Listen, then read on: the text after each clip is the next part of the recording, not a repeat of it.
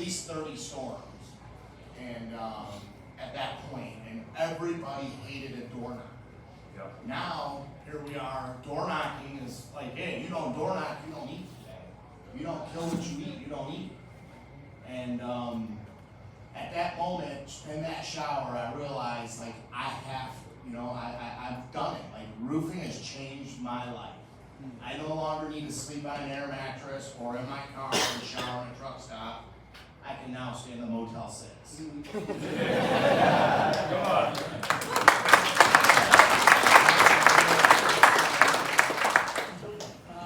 I know what you said, it wasn't about the money, and it wasn't like big money. Like back in the day, I think when Scott hired me, he's like, hey, check it out, dude. He's like, every roof you sell, you can make $1,000. I was like, what? To me, that was crazy. It was just, so the first time Scott came to me, he was like, hey dude, I think you really do this job. I was like, man, I'm not interested. I don't want to do it, I want to do construction. He came back like a week or two later, he had his Denali, the blue Denali, because Scott had just come home, right? So we had some relatable, he's like, dude, this business can change your life, And I didn't have any clue how to make a living, and I felt like either I was going to be working with my hands, which I wasn't good at, and I didn't really want to do. And then we were measured up, and I looked at my mom, who was a secretary, and she worked at the same place for the same law firm for 30 years. Right? Like waking up early, making the lunches, taking the train downtown, doing the thing. And some of that to me seemed like hopeless. I was like, dude, I don't know if I can do that. And I wasn't built for I didn't have an education, but I wasn't built for going to a Chase Bank and sitting someplace that was quiet all day, And so I really didn't know where my place was. Scott says this, he said, check this out. For every deal that you get signed, I'll give you a $200 draw this Friday. And I needed the money. Well, Bob had brought me on the Top Gun. What was it, dude, off an oil change card? I was in Phoenix, sweating my ass off, walking through apartment complexes, knocking on doors, and I had to get their credit card information. But Scott was like, this one, all you gotta do is go say, hey, there's no obligation if the roof isn't paid for in full by our insurance company. So it seems so simple, like they had T-locks, we were chasing T-locks, they were discontinued. That week, I got a $1,400 check, literally working pretty much part-time.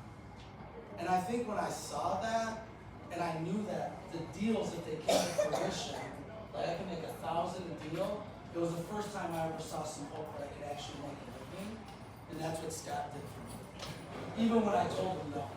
So there's somebody in this room, dude, that you don't know the path for you in this industry. Dude, it's a wide road, man. And every guy up here, it started knocking their first door. And I don't think anybody was geeked to be doing that. Yeah, dude, let's go. You're like, what do you do for a living, man? I knock on doors.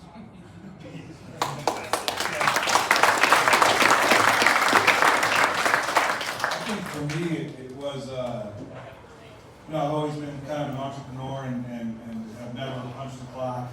I have struck out 1,000 times and connected with a couple, and those couple made a difference.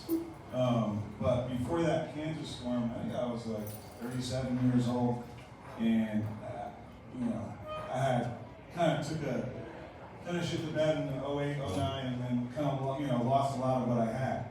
And when I got invited to go to Kansas, I went out there, and I just told the story at the interstate office yesterday, but I had nothing. I had a Phoenix, nothing. Legitimately nothing. Nothing. No vehicle. I had a skateboard. I had a Phoenix cell phone number, and I just knew how to sell, right? I mean, I've been doing the oil change cars forever, and in my mind, if the wife's not there, if they don't want to sign right now, or if they're trying to blow me off, the rebuttal is always the same regardless of whatever the product is, right? So I knew I could do that. And I'm at the office, I'm the only one there, everybody had left, I have no vehicle, and I called Danny, I said, what do I do? And he said, just start walking. And I said, what do you mean, just start walking? He said, just start walking. And I grabbed a sales book, and I grabbed 10 contracts, and I just started walking. I knocked on the very first door, and I said, hey, my name's Bob, I'm with Pinnacle Restoration. So what was it? Yeah, Pinnacle. And I said, hey, Bob, I'm with Pinnacle, and we're doing free roof inspections, and I'm going to do it for your roof. I see some hail damage on the gutters, I'm going to check out the roof. And the guy says, yeah, no problem. I said, okay, the only problem is, I said, I just need a ladder. Look at me. So we went to his garage, we grabbed the ladder, and I went up on the roof, and while I'm up there, the neighbor comes out, and he's like, what are you doing? I said, well, I found some hail damage up here, we get the insurance company to replace this. He's like, can you come to my house next? I said, yeah, I can use this ladder. So then I went over to that house, and literally I went to 9 houses that night. I got 8 signatures, and I went to meet, I don't know if any guys know Dustin DeVito, Robert Cups in the room, Jake Reed was there, and I went out to dinner with these guys afterwards. I had just met everybody. In 4 hours, I had 8 deals in, with no car, no ladder, no nothing. They were all called in. And Dustin, I told the guys the story when I got there, and I didn't know that was good. Because for me, I got oil change cars. I'm going to go sell at least half of who I talked to. And Dustin said, Bob, we're going to be talking about you for the next 20 years. And I was like, for what? And he said, 8 deals your first night. And I was like, but that clicked when he said that. And Dustin's still telling the story way more than I am, so I think about that when I'm up here. But it's, that was the moment my life changed. I went from making $30, $40 a house to, $1,000, $1,500 a house for the most part. And I haven't looked back.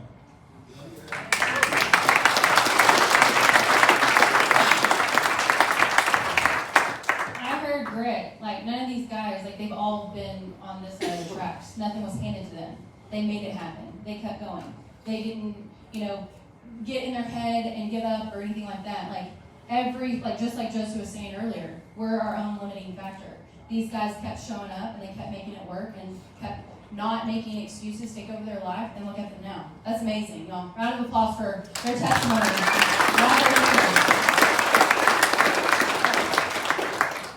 To our audience. So what is one mistake that you see new reps making at the door, and how can they fix it immediately? I fucking hate when people say, sorry to bother you. Don't ever say that. Never start your pitch like that. Sorry to bother you. It's the worst. I had a guy come to my door selling solar not too long ago, and knocked on the door and I opened up. And I always love talking to guys who are trying to recruit them over to Pro West when they're at the door. And he said, sorry to bother you, sir. I'm like, I don't even want to talk to this guy. That's the biggest mistake. The goal at the door, regardless of what your product is or what you're selling, is to connect with the homeowner. I am talking about everything under the sun before I'm even diving into the product. When I was selling oil change cars, and the same thing applies to roofs. But I knocked on the door, this guy answered, there was some death metal blaring in the background. He had a Metallica shirt on, and I said, hey, my name's Bob, I'm with Big O Tire, and this is kind of crazy, but we're doing a special just for Metallica fans, and you obviously qualify. And he started laughing, and he ended up buying that oil change car. So it's that kind of stuff. If you're brand new, you got to connect. Find something. Right? I'm a lifelong Cleveland Browns fan, unfortunately. I knocked on this Sandcast roof, it was probably 100 squares. Those roofs pay well into the 6 figures. The guy opens the door, opens the garage door, and I see a big Steelers banner, and I started walking away. He said, what are you doing? I said, dude, I was going to do a roof inspection for you. You're a Steelers fan. I'm like, well, I don't want to talk to you. He started laughing, and I ended up getting that signature, right? So that's the kind of stuff you want to do when you're out there, is just to try to connect immediately. And then when you don't do that, when you sound too rehearsed, I think that's your biggest mistake.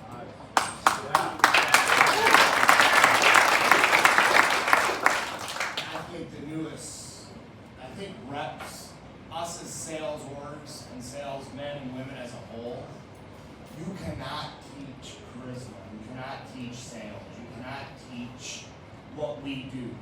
You can go on Google now and learn roofing, right? I bet you I put on 300 roofs before I knew what head wall metal was. Right? I mean, that's a true fact. Right? I had no idea. When they came out with Z-Ridge, I thought this was the cat's ass, and I sold it, and I believed in it. I had no idea all it did was just blow off in the wind. But I believed it so much it was on every house in Colorado. Because I started putting it on, and everyone else had to put it on to compete with me. So no matter what your skill level you think is, as long as you have charisma, as long as you have grit, as long as you keep going and knocking the next door and talking and doing it, you'll win, right? Because you can learn roofing. You can't learn sales. You're either born a salesman or you're not. And it doesn't matter if you're an introvert or an extrovert or you're a mix. The truth is if you can sell anything, you can sell roofs. And you can learn the product. There's lots of training. Train. Never quit learning. I still train to this day. I'm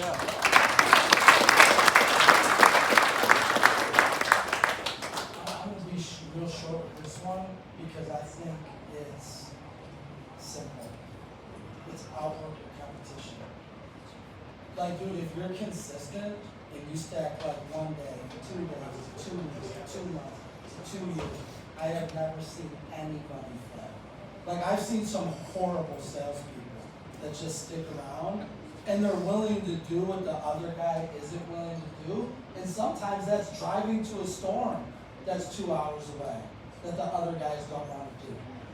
Usually, it's driving 15 minutes from you to just get out of the car from 3 to 7. You know, I think I heard Josie saying it earlier. It's like really tough to knock till dark. But then when I realized my mom was always waking up super early, getting in the train,